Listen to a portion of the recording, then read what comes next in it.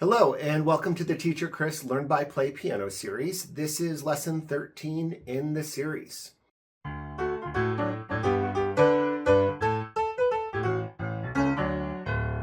So last week we were working on the donkey, which is quite an involved piece of music. There's a lot going on in it. Usually takes a couple of weeks really to master it. Plus there's that thing we talked about, which is called the round. And the round, just to remind you, is going to be when you start the piece, you start it, and then after 4 measures of playing it, I actually come in a little bit higher on the piano and I play my part.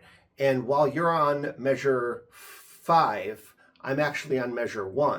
And when you're on measure 6, I'm on measure 2. But everything kind of syncs up perfectly and it sounds really, really good together, even though we're in different spots in the music. One thing that's going to happen, though, at the very end is you'll notice that since you started earlier than me, you'll actually finish, and then I'll still have 4 measures left at the very end. I'm going to go ahead and demonstrate that just now, just so you could see it. I actually recorded your part into my computer. I'm going to hit play on my computer and let it play your part back while I play my part, so you can see how the two correspond. Okay, so I'm going to go ahead and hit play here, and this is going to play your part. And then you're going to see how my part works. I'm going to switch over to Kindle real quick so we can follow along with the music.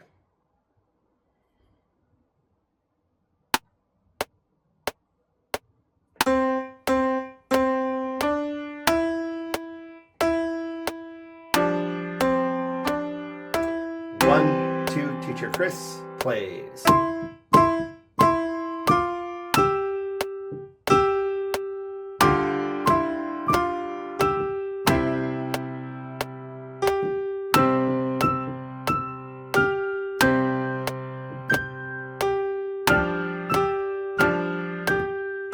Now you repeat.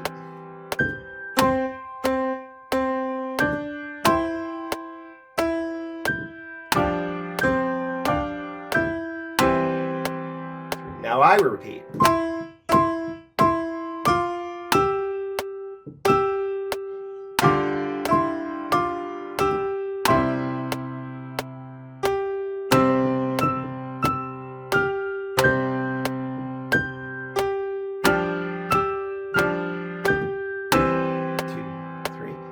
Now just me.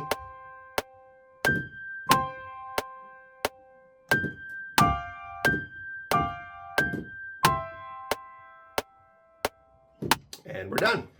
Okay, so let's go ahead and move ahead though to the next page. I think you can handle at least a little bit more music this week besides the donkey. I think we'll be tying up the donkey and polishing it and moving ahead to the next page here.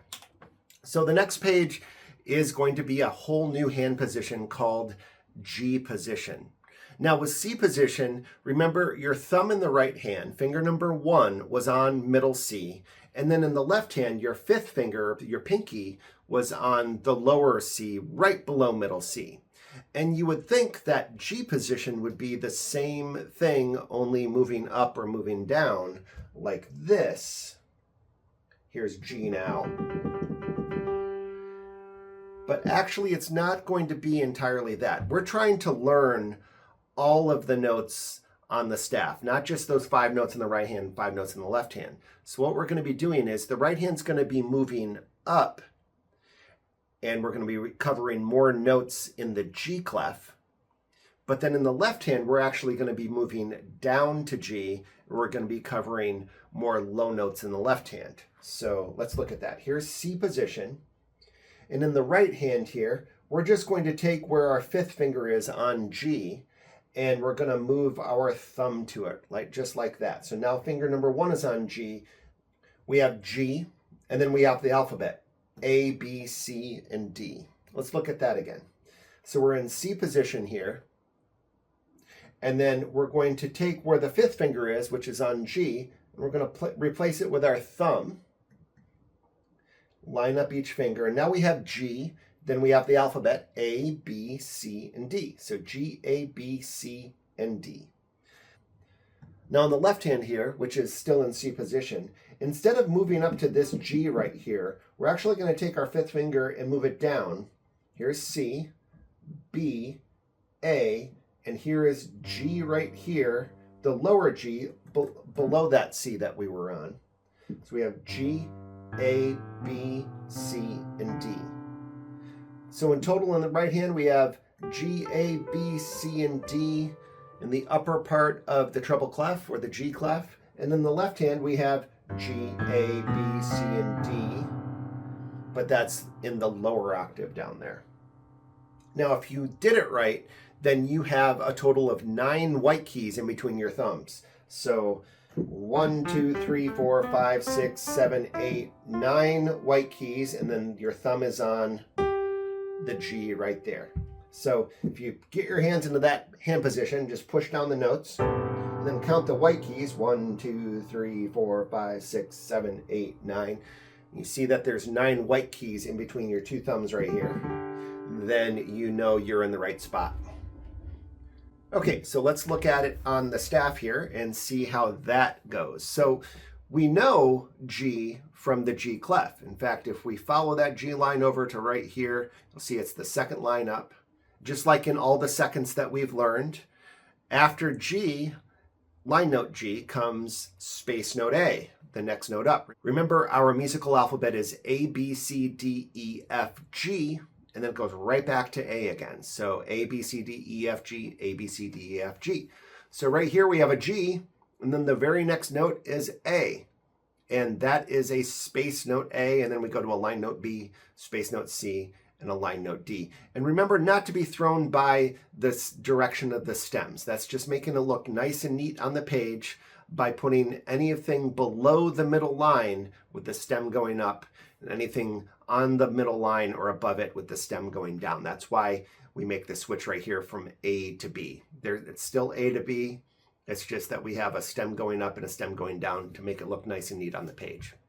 Then if we look at the left hand here, the left hand is going to be a G on the very, very bottom here. This lowest line on the bass clef or the F clef is G. And then just like with the right hand, it goes to A, B, C, and then D right there.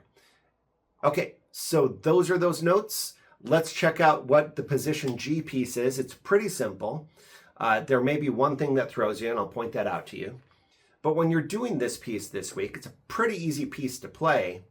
What I'd like you to do is play it all the way through from beginning to end, but say those letter names out loud while you're doing it. That way you start to learn what each one of these lines and spaces are. Okay, so here's that G position again. Here's C position, and I'm taking this right hand and replacing the pinky with the thumb. There is G position for the right hand. And then in the left hand, we're just going to move down 1, 2, 3 notes from that C there, and we're on the G position. And it starts with the right hand, and it just plays G, A, B, C, and D.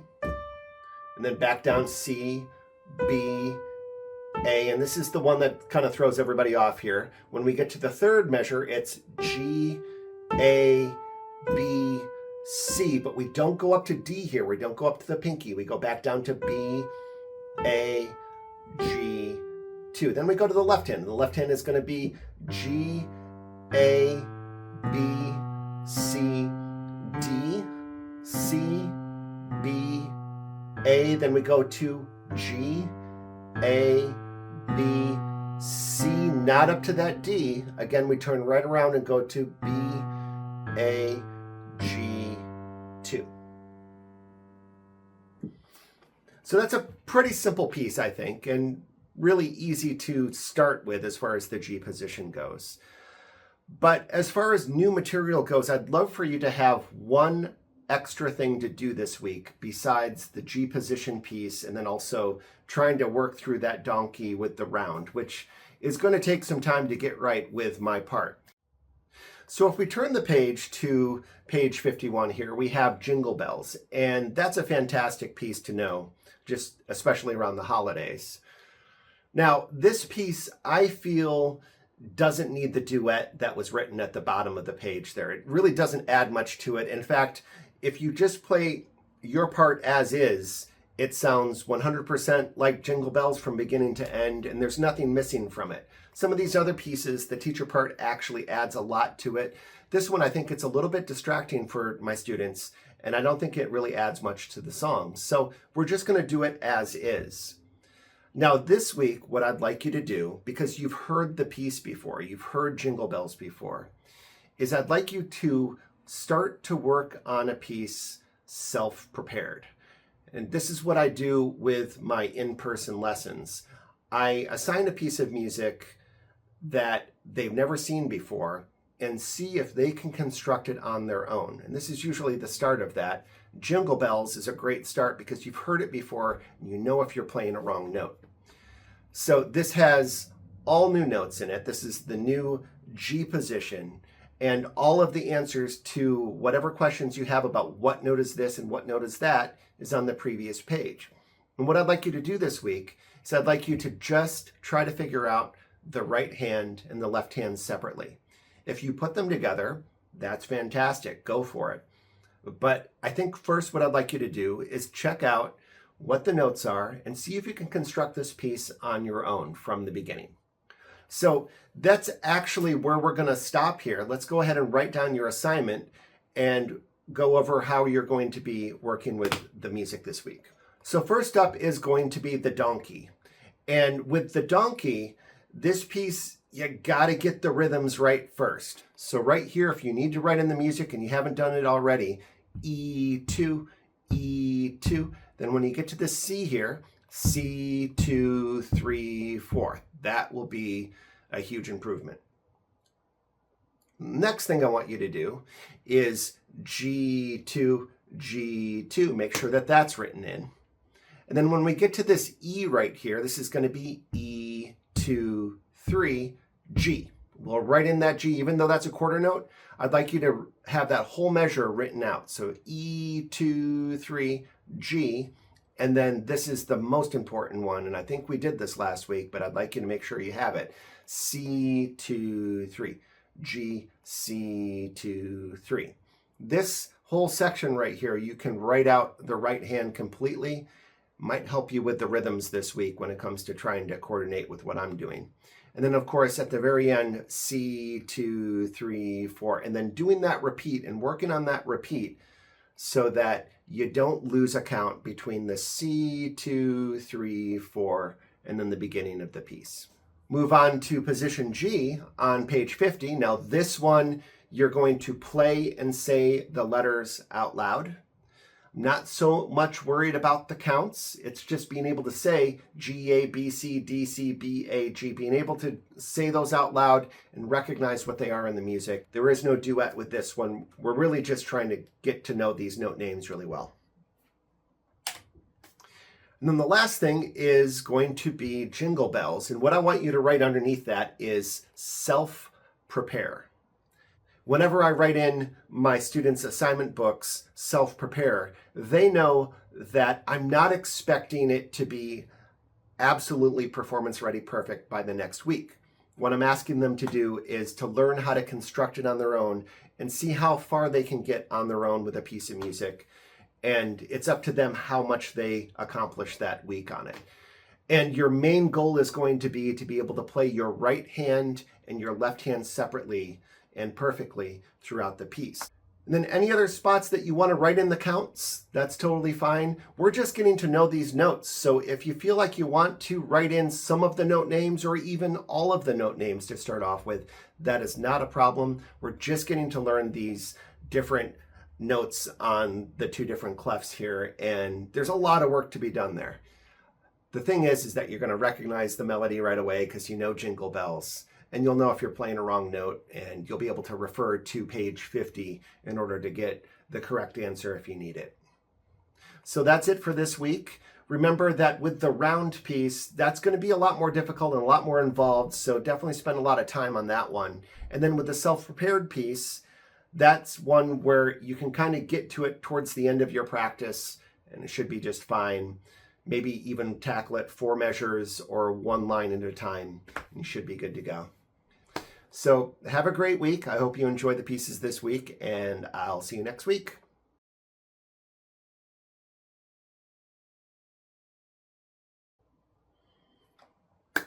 Welcome to the bonus footage. Now, this is going to be a little bit different because I'm actually going to be playing my part again after you've played four measures. So you'll play four measures, and then when you get to the second line, which is the fifth measure of the piece, that's when you're going to see me come in. What we're going to do is I'm going to go ahead and start the metronome, and you're going to hear me say 1, 2, ready, play, and then you start the donkey off. And you'll see in the music where you should be. I'm going to make sure that it's very accurate with the square and where you are in the music. And then when I get to the fifth measure, you're going to hear me come in. So there's going to be four measures of just ticks, which will just be the metronome and you playing along with the metronome. Let's go ahead and try this out. We are going to do 70 and 90 BPM for this song.